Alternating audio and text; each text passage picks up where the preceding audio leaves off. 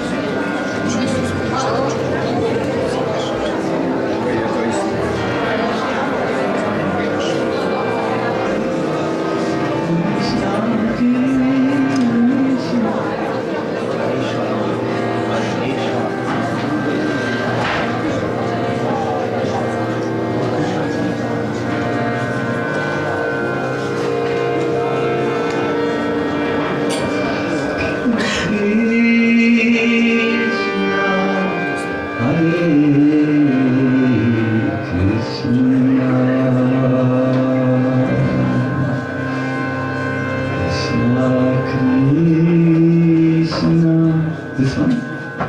No? Hare Krishna, Krishna Krishna, Hare Hare,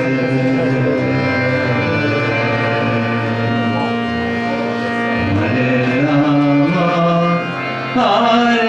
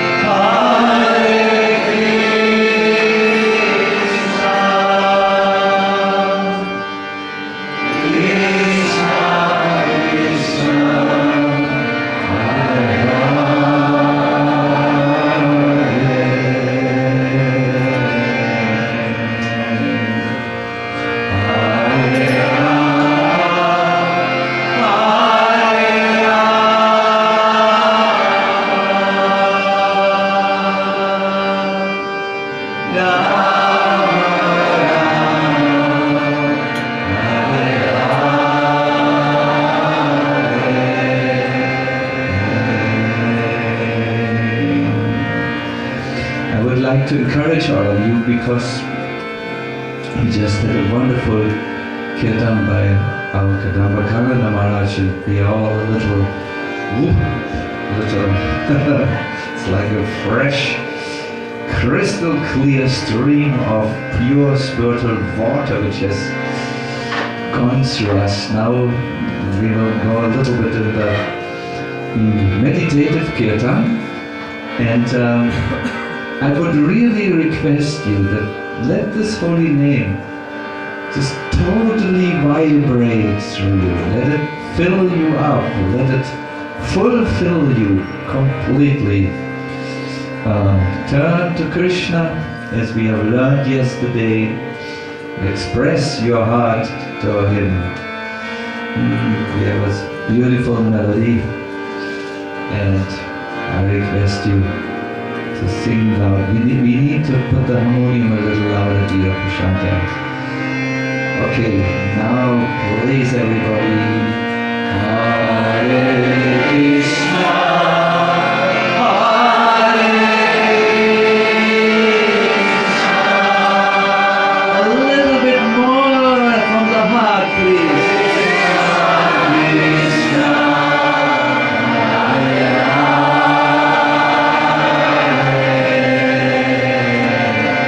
Hare louder if possible. Hare Rama,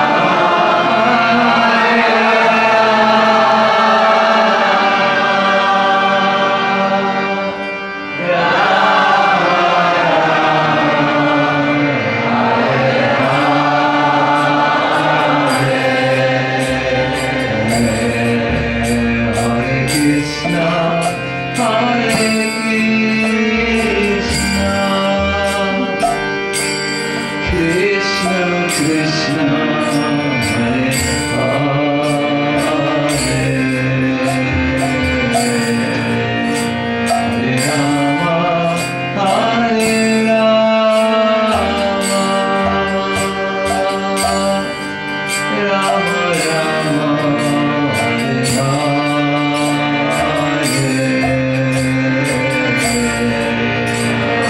Krishna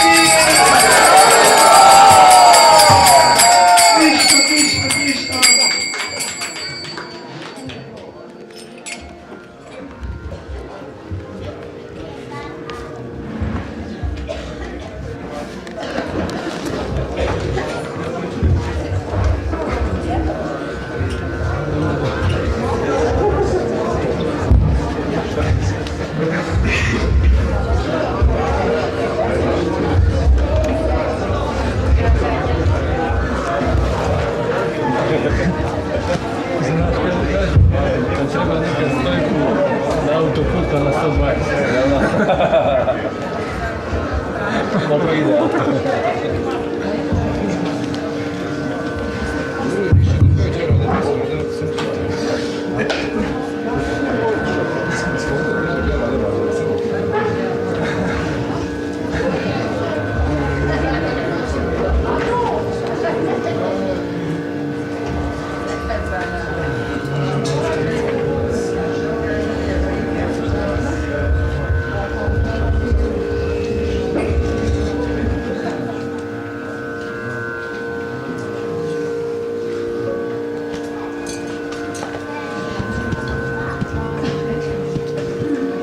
Hare Krishna. What do you think is the qualification which you need to have in order to chant full of Krishna consciousness? Qualification.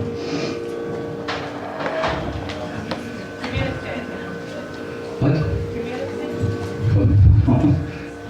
The community is one suggestion, yes? Humility. Humility, yes, I thought community.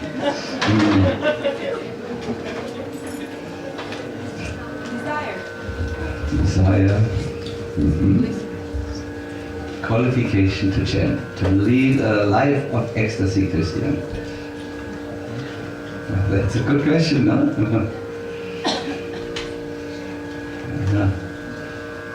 Madhavananda.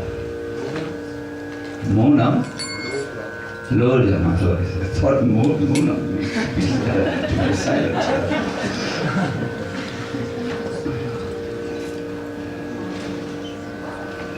Have you ever thought in your life how nice it would be if you could once and for all walk on the path of the ecstatic human beings, those who are totally absorbed in the transcendental bliss of a love of Godhead? What would it mean for you? What would be necessary? Chaitanya Mahaprabhu describes to us a path. In the Shikshastakam, he says in the first verse that this holy name, Sri Krishna Sankirtan, is extremely powerful. He doesn't say Krishna Sankirtan, he says Sri Krishna Sankirtan. Because Sri is Srimati Radharani. It is the chanting of the holy names which Chaitanya Mahaprabhu introduced was the chanting of Srimati Radharani, who was longing for Krishna's association. And thus Chaitanya Mahaprabhu has introduced a certain mood in which the Sankirtan should be done. That is a mood of longing, of vipralamba, of pining or yearning for that which is the highest ideal, which is situated in the distance at the present moment. In the second verse, he laments about his inability to chant on this highest level. He says it is due to my offenses that although the holy name is so powerful, I just can't seem to not relish it properly. And then in the third verse, he gives a remedy how we can overcome these offenses or obstacles by adopting a certain mood, an inner attitude. Now I would like to first of all, in this little lecture, speak about the necessity to develop an inner Krishna consciousness, an inner mood, a deeper realization. I want to say you are always in your life where your mind is.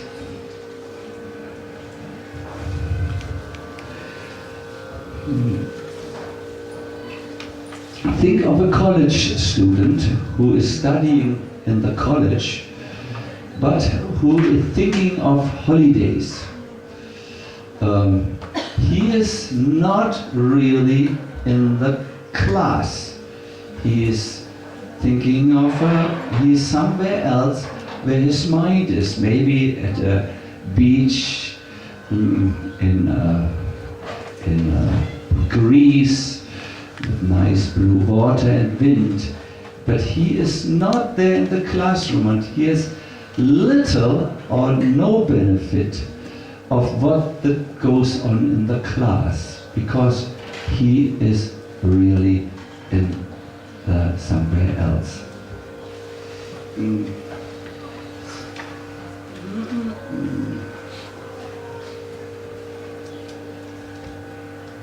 Once there was a brahmachari, once in Srila Bhaktisiddhanta Saraswati Thakur's life, he was sitting inside his rooms in Sri Mayapur Dham, the Chaitanya Mat, and he could see outside there was a brahmachari who was sitting very silent. He did not want to disturb his Guru Maharaj.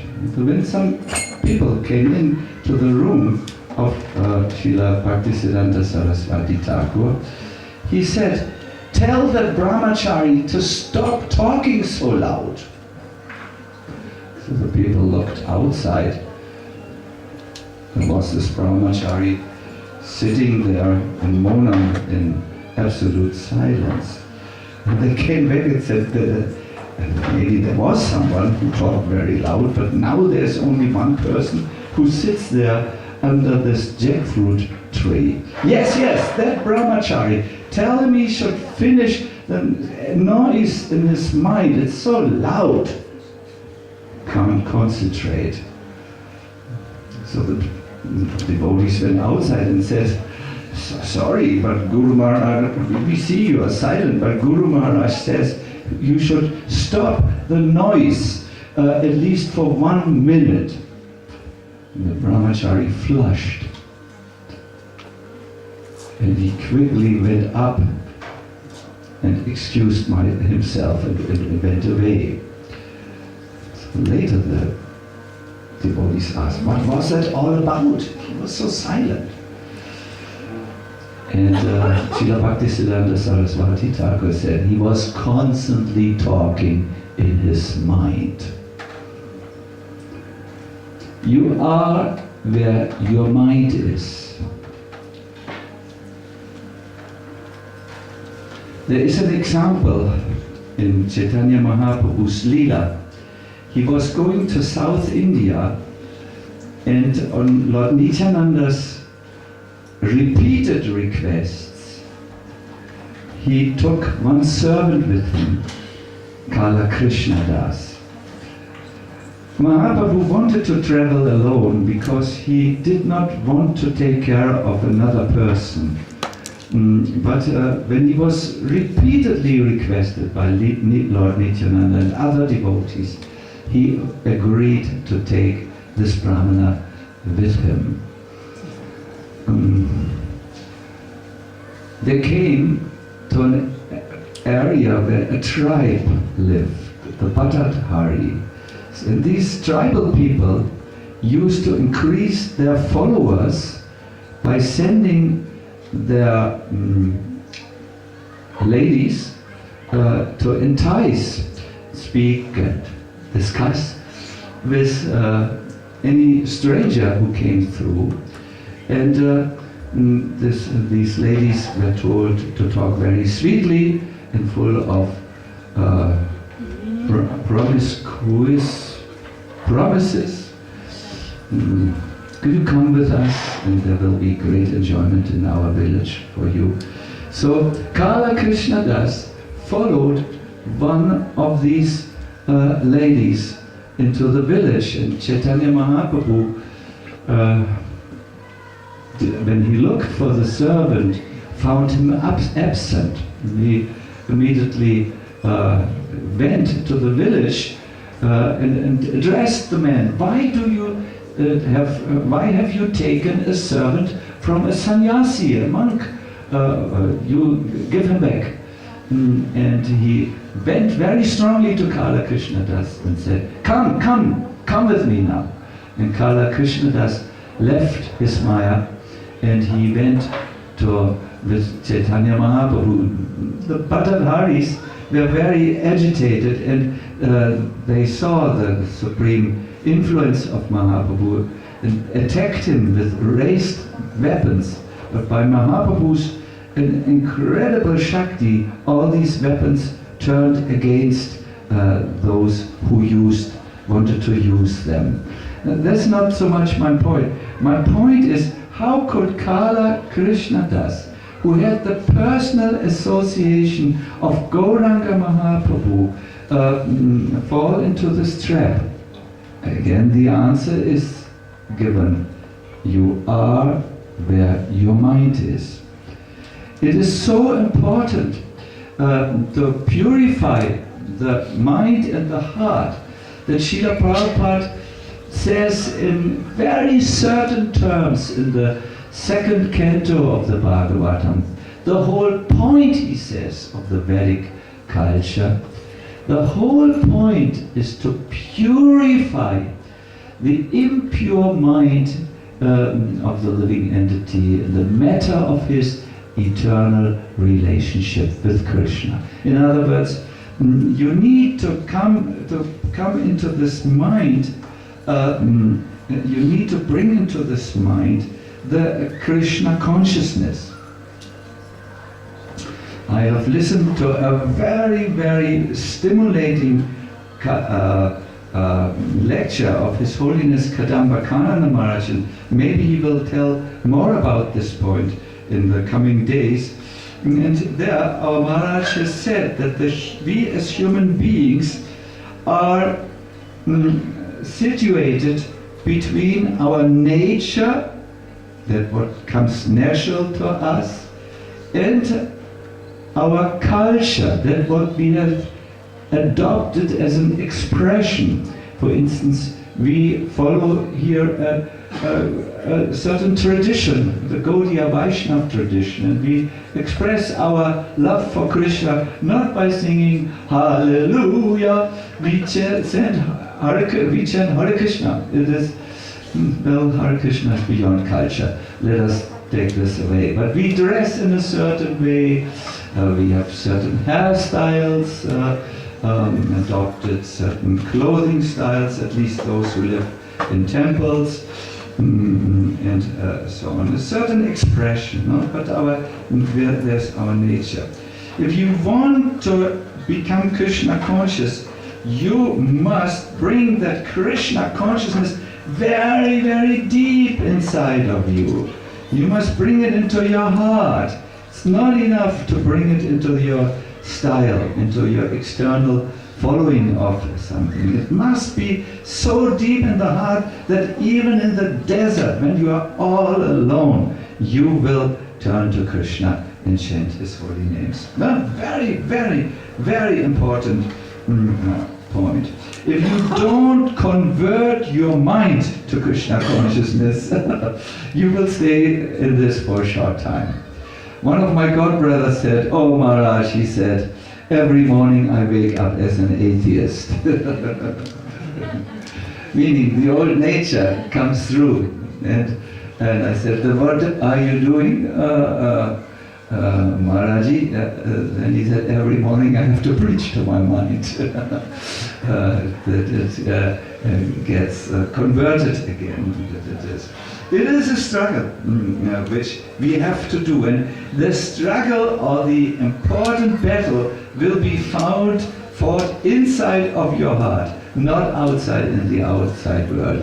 Don't run away from the final battle which takes place inside your heart, where you decide on your own, out of a spontaneous attraction to Krishna, I want to become a devotee. Because you are where your mind are. This is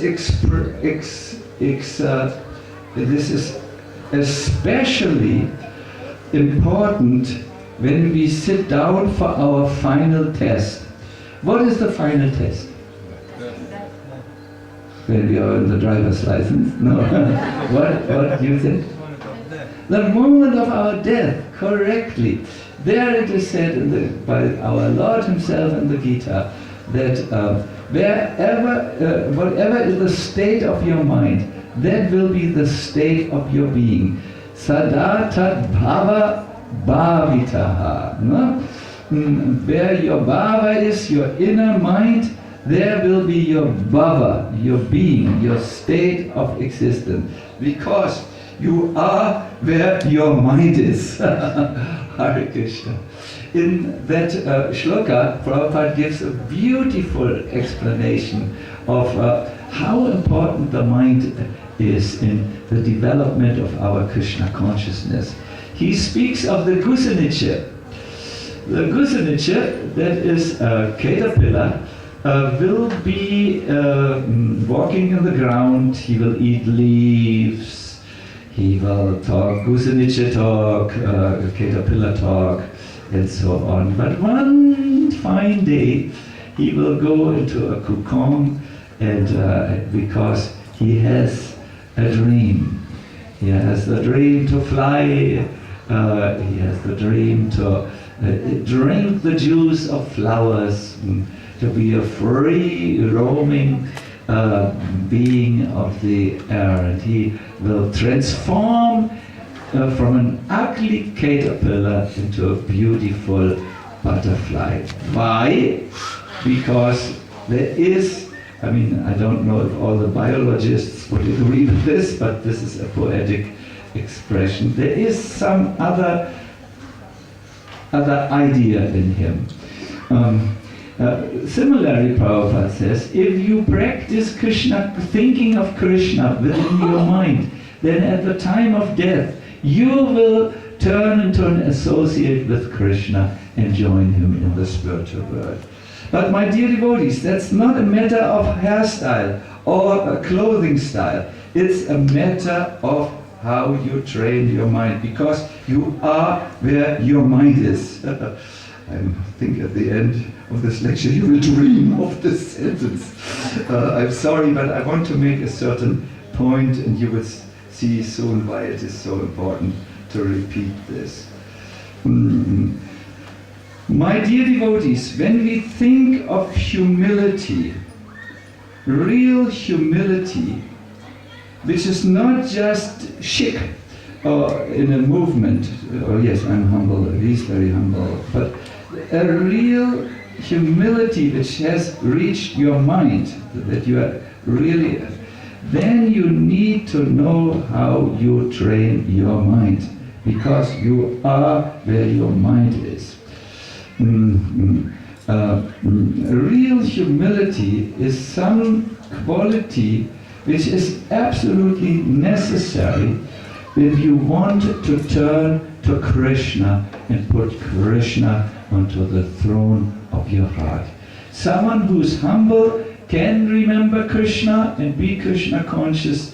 Someone who's not humble cannot remember Krishna and cannot be Krishna consciousness. It's as simple as that. This humility, which is the qualification to enter into the real chanting, has to reach us on a deeper level. In our scriptures, we find the definition of humility, and I want to give you this definition, and then I want to tell you the 4 causes from which humility comes. If you know these 4 causes, you can cultivate them in your mind and come away from a superficial external show of humility to a deeply realized humility. Are you interested in this discussion? Yes. You are. Good. I would tell it anyways to you. Hare Krishna.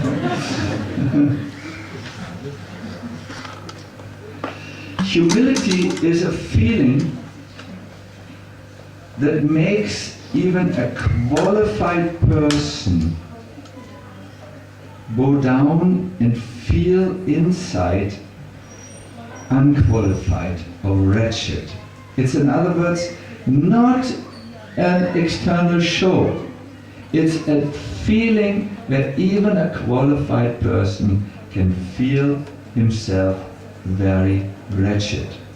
There's a very extreme example of this with one of the kings of Puri. I told this in Berlin during Bhima Nirjal Ekadasi, and I think it is nice if you hear this. This king had been playing dice, and at that time a priest came from the Jagannath Mandir with Mahaprasad. So the king was just in the process of throwing the dice, and it was a well-calculated throw. He needed to really concentrate, almost like a player of a national football team needs to really concentrate when he shoots a goal while the whole world is there and looking at him. So he was just throwing the dice. He was very nervous. It was a deciding throw he had to do. In this moment, the priest comes and says, Mahaprasad. And he just goes like this with his left hand,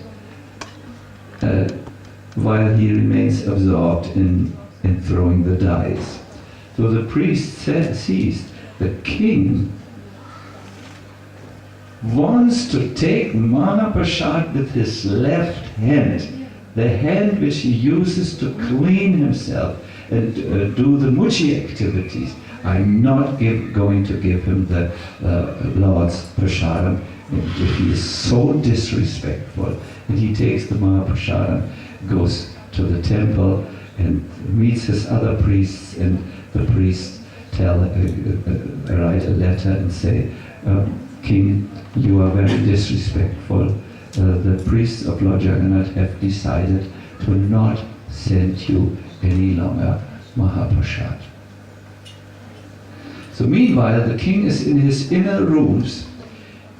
He receives that letter and remembers this episode when he was distracted and disrespectful, and he regrets it. He is a king, but he feels, I was disrespectful to the Lord who gave me this kingly position. Watch, this is very bad. The hand which is meant to serve the Lord offended my Lord, and therefore it has no right to be with me. He asked another priest and said, my hand did this, I did this, what should I do? The priest said, Smata Brahmana, it needs to be cut off with the sword. Hare Krishna. Really, said the king, yes, our bodily limbs are only valuable in as much as they serve the Lord of all lords. The king felt deep remorse. He felt guilty, he felt shame, and in the hotness of the action, he decided to cut his hand off. But who would do it for him? He said with his ministers. He didn't tell the ministers. And the minister said, you look so sad, so distraught. The king said, yes, I offended the Lord Jagannath. They said, don't worry, you are the king, you know. You were most probably not paying attention. He said, that's another matter, but I need to tell you one thing. There is a disturbing thing in my life. Every night a ghost comes to me. He puts his hand through the window into my sleeping room and he makes boo! I'm so frightened. Well, said the minister, no problem. I will, you don't sleep this evening in your room, I will be in your room. I will take care of the ghost. So when the evening came and the night came, the minister went in the room, the king went somewhere else, and the minister looked out, and all of a sudden he heard a noise at the window, and he heard he then the window, the curtain was opened, and a hand came through the ghost scream. Boom! The minister had just waited on the signal. He took his sword and cut the head. At the other side of the window was no ghost. Do you know who was there? You know everything. The king was there. He came in and said, "Thank you, thank you, thank you." Said the minister, what have I done? You have helped me to repent my sinful act. And explained the minister everything. When Lord Jagannath heard this, not heard this, when Lord Jagannath became aware of this, he thought, my servant, King of Puri, is feeling so much dainyam, a feeling of wretchedness. Of being wretched means feeling very unqualified. We would say in ISKCON, very humble,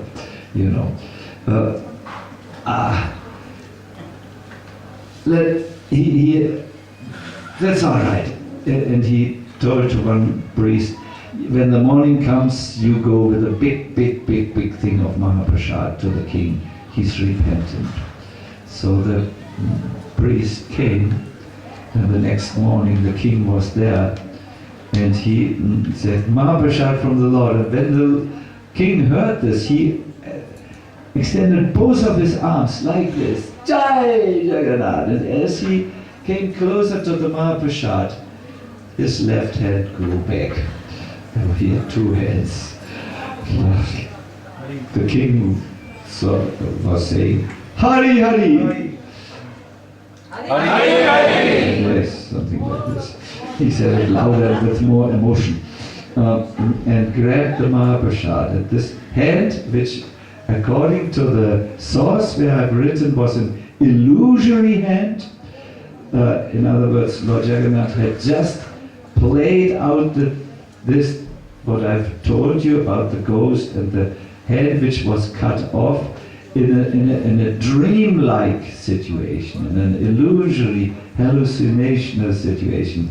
That hand was later taken into the garden of Lord Jagannath, and a nice rose tree grew out of it. That's what we can find in the Bhaktamala, this description. My point here is the king was repentant. I don't think anyone should cut his hand here when they do a mistake, but everyone should feel remorse, because that is one of the 4 causes of deep felt humility. Humility has 4 causes. Those who like to write things down and learn, now is your time. Dukkha. Dukkha means you perceive a suffering in your situation, in your life, which you can't solve on your own. And therefore, you feel I'm useless, and you call out for the Lord. Dainyam, or deep felt humility, not the show-like humility, comes also when you notice aparada. I have done an offense. I'm so offensive. The example is our king of Puri. Then you think, oh no. In modern English you would say, I blew it, man. That is modern English. I'm learning English now. I have really wasted my opportunity. I have not taken full advantage of the opportunity. I'm an aparadhi, means a sinner and offender. The next cause of humility is trasa. It means you're afraid, you're at terror. Oh, I went too far. This went too much. Oh no, Krishna. I'm really, you're in a terror, in a fright, in a frightful situation. I once had this situation where, when I was very temperamental, and I spoke to a person, and I hurt the person very much with my words, which were not carefully chosen, although it was a very delicate situation, and the person broke down crying, and I really felt like, I felt deep fright. Oh, what will he do now? Oh no, I have pressed the wrong button now. Oh Krishna. Fright, being afraid of the consequences. And the last cause of real humility is shame. Maybe you have done something. Maybe you have, in a way, not followed your principles. Maybe you have been not like a devotee and you feel really ashamed of yourself. Then you feel the deconstruction of your pride happening. And you become really humility. What are the 4 causes of humility? To come, what's that? Suffering. Aparada, that's offense. Trasa is terror, fright. And Laja is shame. Oh, best of the learned people in Serbia. You must be more attentive.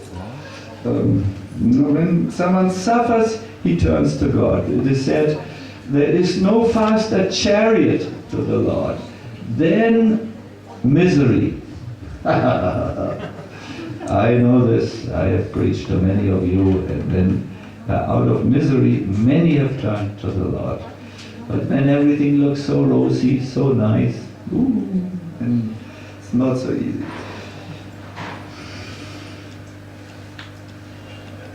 The result of real humility is that you have, that you turn to the Lord and really pray to Him. My dear Lord, you are my only master. I have no one to turn to you than you yourself. It manifests also in an inability to think clearly. Your rational concepts fall to the side. You feel sorrowful and disheartened. You feel bewildered and you have an anxiety. What will I do now? Oh soul, what is your destiny in the future?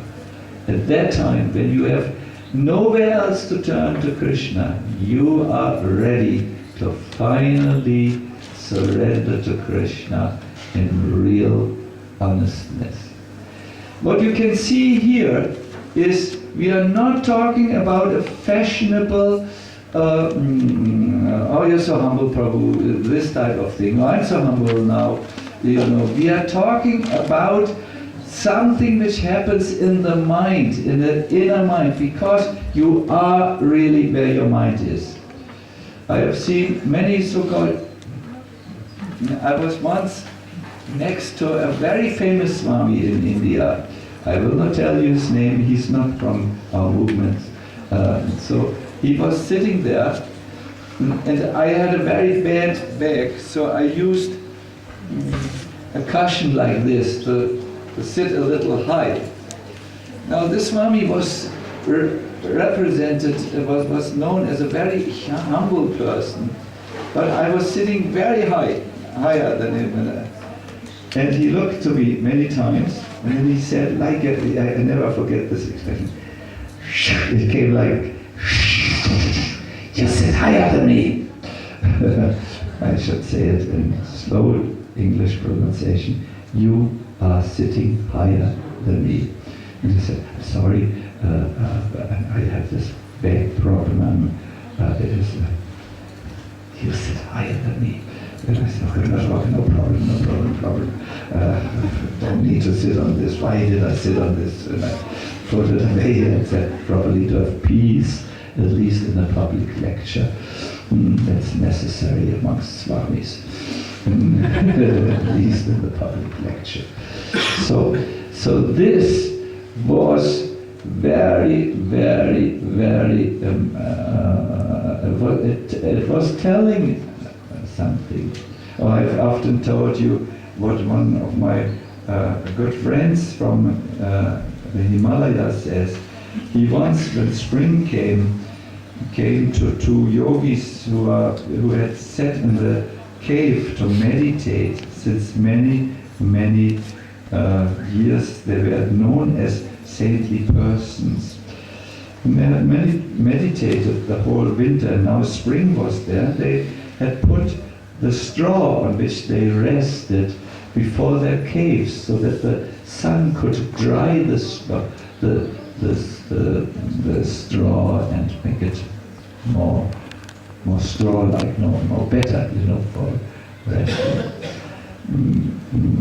But then one of the yogis took his bath in the Ganga. When he came back from the Ganga, his feet were still wet and sandy, and he walked over the straw from the yogi of the neighbor cave. And that yogi was so angry, he just jumped on the saint and began to beat him up.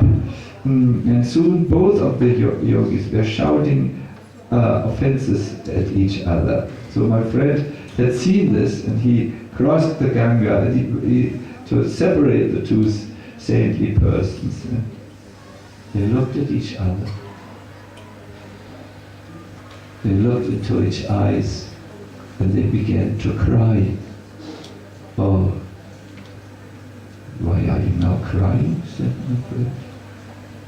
They could not find peace again, and they said, "We are crying, we are trying to practice spiritual life, but this pride is so big. We are not really humble. The people come and worship us, but we are not humble, it's not deep." And now when he walked over my straw, I jumped on him, and the other yogi said, I pulled his hair, and so on. The humility is not really there. My dear devotees, if you want to be humble, deeper humble, you will have to think about, this life in the material world is so uncertain. Any time everything could happen and go wrong. You better turn to Krishna. But Krishna is interested in the devotees who don't think they are so great and so special.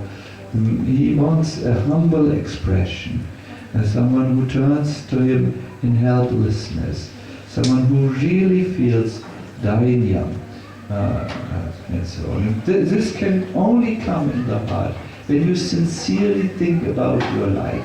When you sincerely think about the sufferings of material existence which you can escape, when you sincerely think about the different offenses you have made in your, when you are turning to yourself and feel really ashamed to have disappointed the Lord for so many long years. Then you can call out to him, not Hare Krishna, Hare Krishna, Krishna Krishna, Hare Hare, but Hare Krishna, Hare Krishna, Krishna Krishna, Hare Hare, Hare Rama, Hare Rama, Rama Rama, Hare Hare.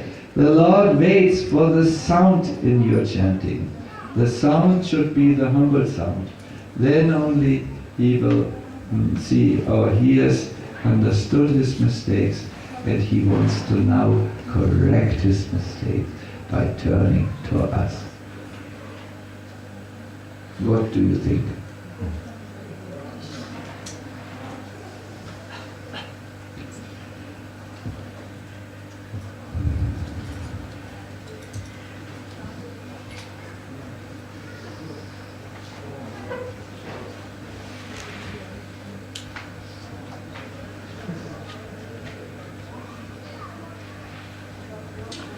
And you want to be real, comes first the deconstruction of your false self. I hear they want to build now in the next year some beautiful buildings here. Maybe you notice each year the buildings are becoming a little bit worse. Have you seen? I'm always given one room, first class heating, everything is first class, but at sea, on the wall, the deadly fungus is spreading, every year a little bit more. Fungus, you know what that is? And you breathe it in, it gets in your lungs and it kills your immune system. So every day, every year, I'm watching my fungus in my room and say, I will stay in this room as little as possible, my dear fungus, so that you don't get into my lungs. See this black spot there over the altar? That's fungus. Most probably. Where is it? There. Here's not so much, but you can look in your rooms. So in order to build new houses here, they will have to take down everything here. Our beloved temple hall will lie outside. Next year, no? This year. Next year we will not be here. We will be hopefully somewhere. So first comes deconstruction. They can't build anything with this here or on top of it. It has to go. And then the new nice building can be built. In the same way with this humility or dainyam, the feeling of wretchedness, has first to come because it deconstructs the ego which is built on the fundament, or the deconstructs the false personality which is built on the fundaments of the Lajananya, the false ego. But you look so tired of me. You're hearing. Huh?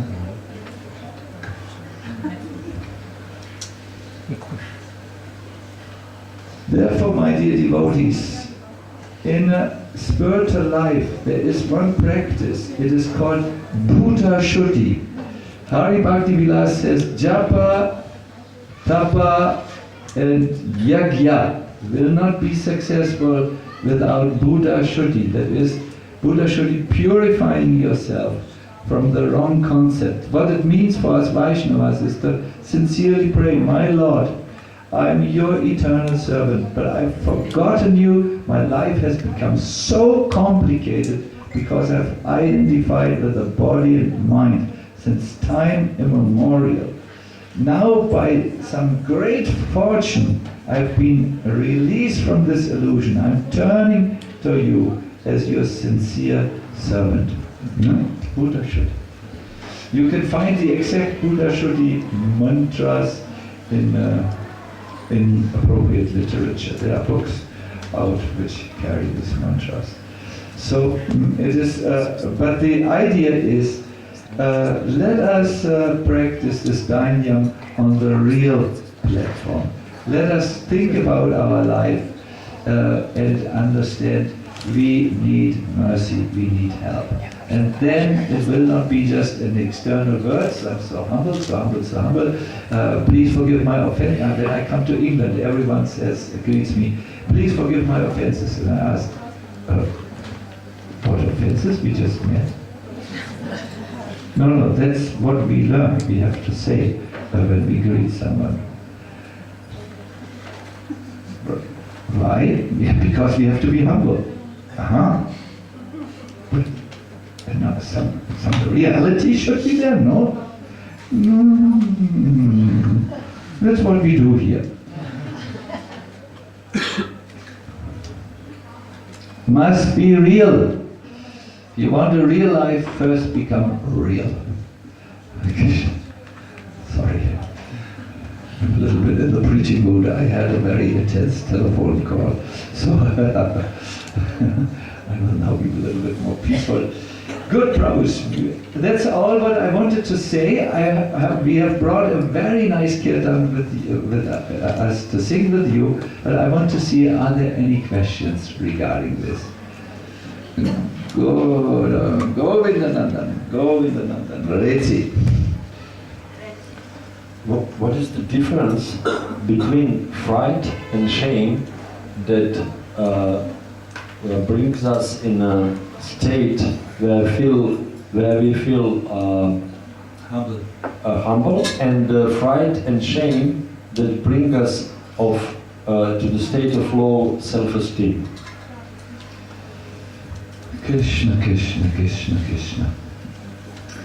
Low self-esteem, which is so crippling for our spiritual development, is very self-centered, like the word says. Oh, I'm so low, my frisura is so bad, I am very shy, very useless. It's I. Humility would mean, my Lord, you are so great, and in comparison to you, I am, you're very insignificant. So, but please pick me up from this ocean of birth and death. No, the concentration is more on Krishna. Thank you. You like slogans. Yeah. Bhaktisiddhanta Maharaj used to say, humility means now you have to help me. No, I'm not so good at slogans. Not to think of yourself less, but to think less of yourself. No. Yes? Really, I got it. Once again, can you listen? Please switch it in. Humility means, I mean, if I say it wrong, you have to correct me. Not to think less of yourself, but to think of yourself less. Yeah? Yeah. Gaura grew up next to a library, or in a library. He has read everything. So therefore I turn when difficult things come to him. No, you don't think less of yourself, but you think of yourself not so often, less. Yeah. Do you like slogans? So yes, thank you so much. For you, from my heart.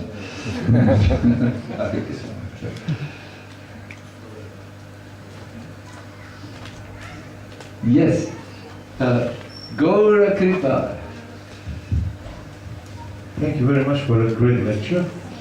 And I would like to ask, is there a relation between those four pillars of humbleness with the four types of pious personalities which are coming to Krishna?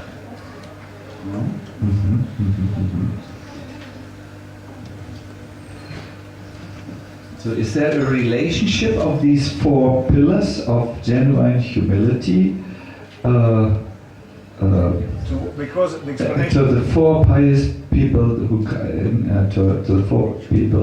pious people who come to Krishna? Yes. this philosophical person, suffering person. yes, because of this. Gokripa, this comes from Rupa Goswami in the Bhakti Rasamrita Sindhu. These four causes of dainya, and he doesn't draw this person, this relation, and I believe that because this is about, you could call it psychology, and the four personality types have also something to do with attitudes, inner feelings, and so on. Things which psychology analyzes and deals with, that there is some relationship, but I would be too careful. I'm personally a little bit careful to construct this and make it into a philosophical say it, but definitely, the suffering person turns to Krishna. What was another reason? Frightful. But what is another person of the 4 categories? Inquisitive. We can't relate this immediately to one of these. But it is, all this is connected because it's the human science, the human being is one person. It cannot be dissected, but on the the overt matter, that is the obvious matter, I would deal with these things separately. Yeah. Any other question? I think I saw one Mataji hand down there. Is it true? Or now you're checking your machine? Aha! Yes. Translation. Translation, but only, yes. You can speak your... Rebecca, no problem. Pitanje iskrenosti. Kako možemo stvarno biti iskreni, srcem, dušom, stvarno dubinsku dušu to? Ako mislim, recimo ja sam bila iskrena samo kad sam patila, inače više nije. Stvarno si vratio da je. A dakle, kako mi možemo? Ne možemo mehanički, rutinski, Mehanički, rutinski, yes. Kako stvarno dođe i pravi iskreno? So her question is about sincerity. How can we... About what? Sincerity. Yes, sincerity. And honesty. How can we really be sincere? Like really, really, not automatically. Because she said the only times in my life that I was sincere and honest was when I was suffering. And none other time. So how can I really be sincere and honest?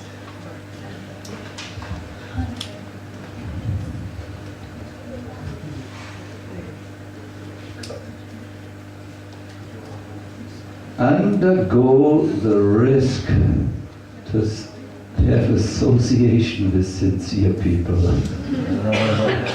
I'm saying it's a risk because your own sincerity might become obvious. A resume? I mean, a resume? Problem. Machine is problem. Oh.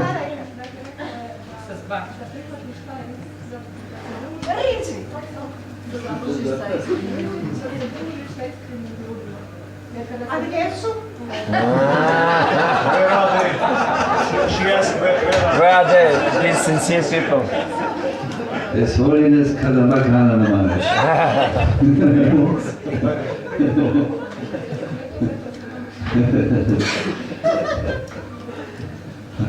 Asking where are these sincere people?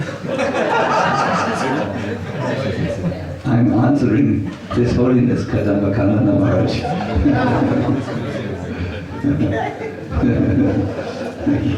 Let us hear good lectures and learn many things.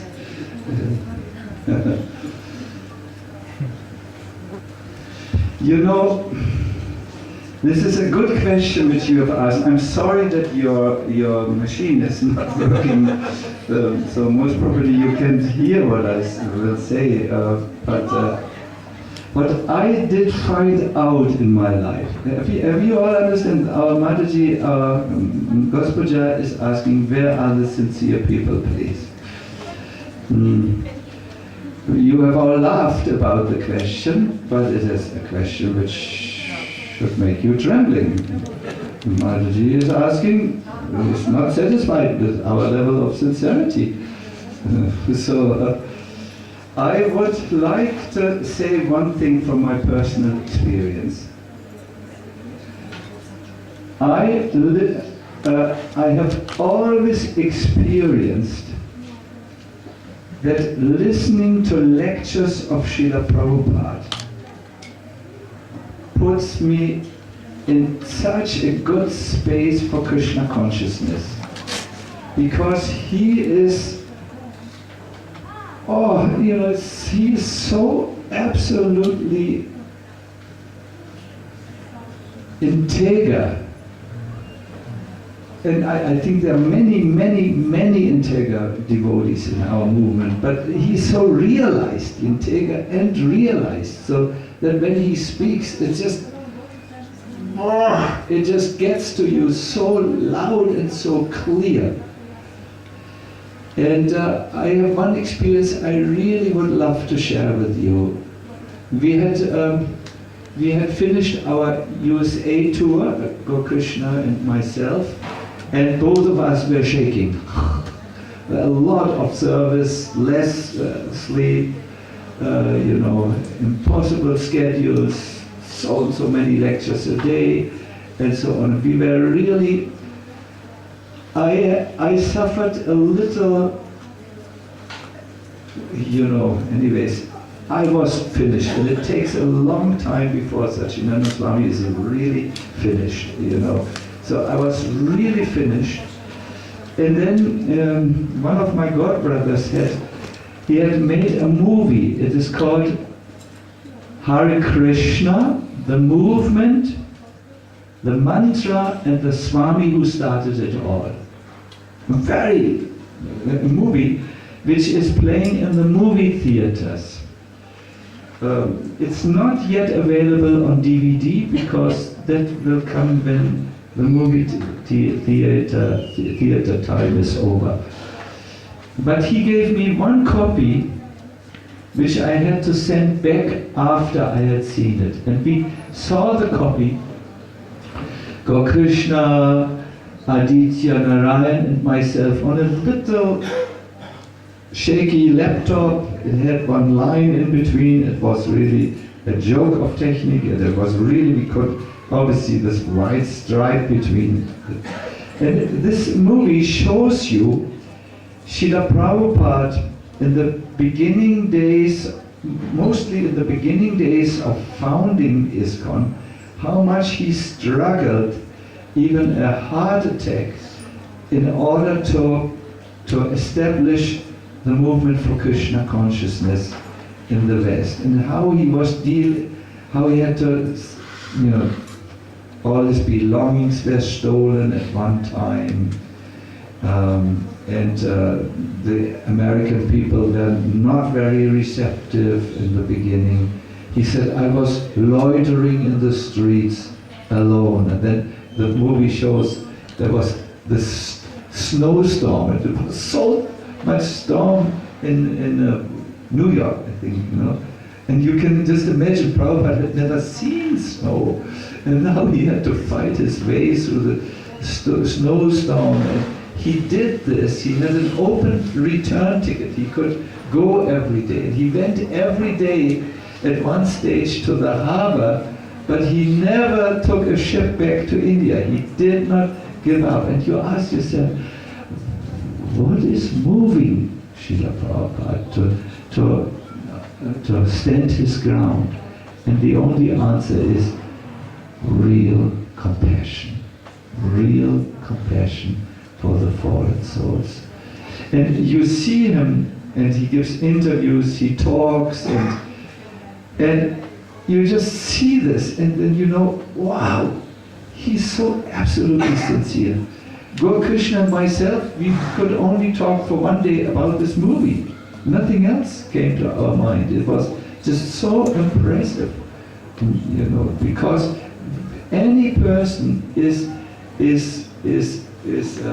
touched by sincerity. And I think I would like to add sincere humility.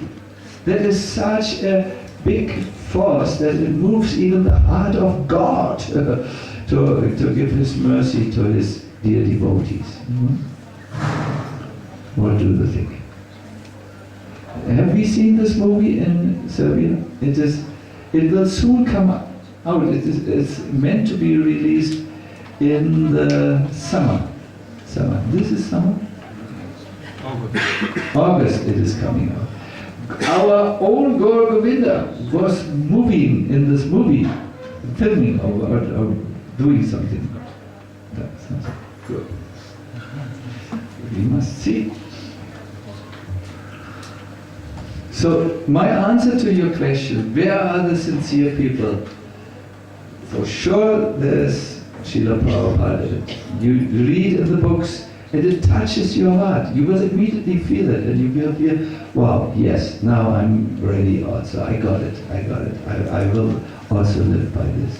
Because that is very powerful. And don't worry, we have very sincere Vaishnavas also in Serbia, but if you are in doubt, you have Prabhupada. Yes, our Doya, Nitai Doya. I have one idea for Mataji. Yes, please. I know Mataji long time. Yeah. In Split has one small group devotee, Sankirtan devotee. My idea going for Sankirtan. 1 month, 2 times. You must be humble, surrender. Krishna, help me. Only 2-3 hours. This consciousness. How to develop humility. Yeah. Oh, yeah. In Split, Sankirtan. I'm picking up what Nitai Daya says. It's humility is about, and sincerity is about us. We have to become humble and sincere. And this is a fact. What our Nitai Daya is telling us. Prabhus, Matajis, new people, young people, those of you who are green behind the ears, those who are established, you become humble if you do something which is a little bit bigger or greater than what you can do alone. And Sankirtan means going with books out and distributing books. Trying to convince someone who's not yet convinced to read a book, you will understand, I need help. Who of you has distributed, who of you has made this experience? I made it 1,000 times, just on book, going out with the Kniga, the literature of Srila Prabhupada, and then trying to, you put yourself out there. Yes, I'm reading these books, I'm convinced of these books, I'm giving them out, and people will look at you and will first, why should I read this? Why? I have this shopping list here, this is what I need. That's all there. I have not, this Bhagavad Gita is not on my list. Give me a reason why I should read. And then, you need to really come to the real place inside of you. And you will understand, well, I need help. Also, when you preach Krishna consciousness, and you go to a situation which is difficult, you will need to pray for help. My dear devotees, real life starts outside of your comfort zone. Govinda looks at me as if I'm shocking you. I can... Can I say it again? No need. In other words, no one says, okay, no need. This, my dear devotees, comfort zones are dangerous.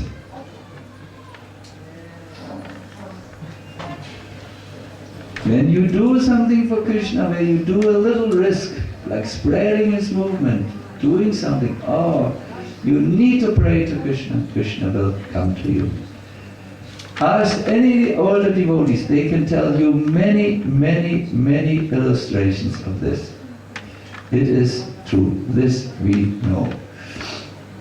So I'm looking at the, time is not going. Is it 20 minutes to 7 or? Yes. Oh yeah, we wanted to sing. Is this a good idea? Yes. Let's sing.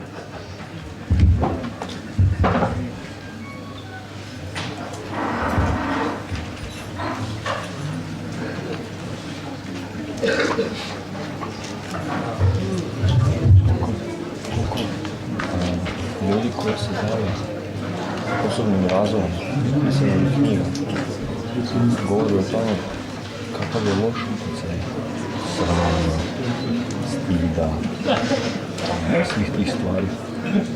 I ovo što je rekao moja maža, sram, stid, self-oriented, nije nešto što je odnosno sa Krišnom, je Krišna u centru, tebi pravo što mislim bio rezultatski. Singing doesn't mean it's over. Singing means it's just starting. Oh, please, don't leave us. What? What? Oh, yeah. I have a wonderful melody. That's how Prabhupada was. It's a melody from Prabhupada.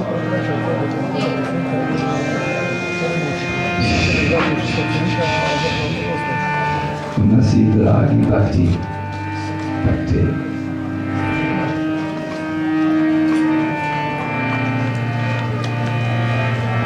My life is perpetually dedicated to sin.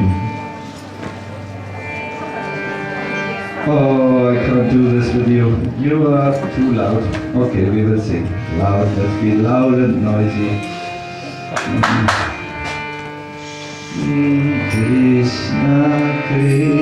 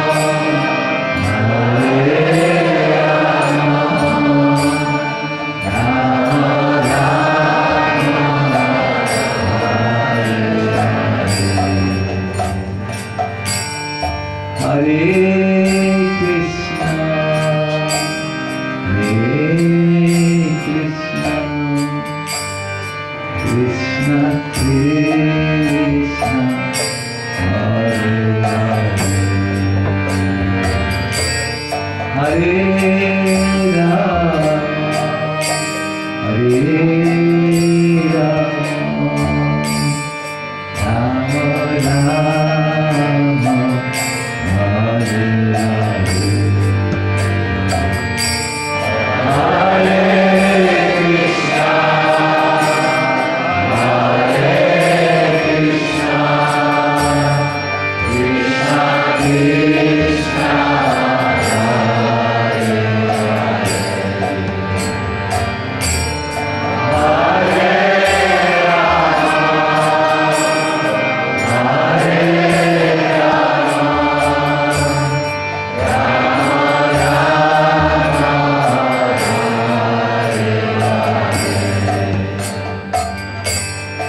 Hare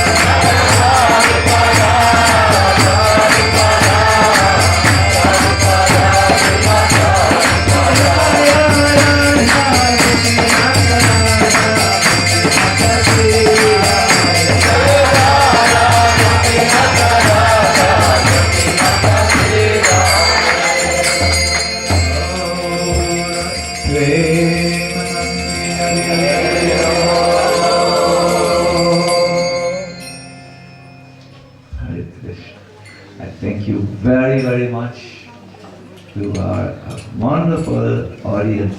It is so inspiring to be with you and discuss about these lessons from Sri Chaitanya Mahaprabhu.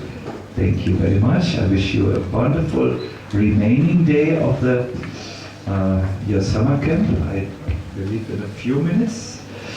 9 minutes or so, 10 minutes, we start with our Aratik, and then there is an evening program with Nityananda Karak will tell us.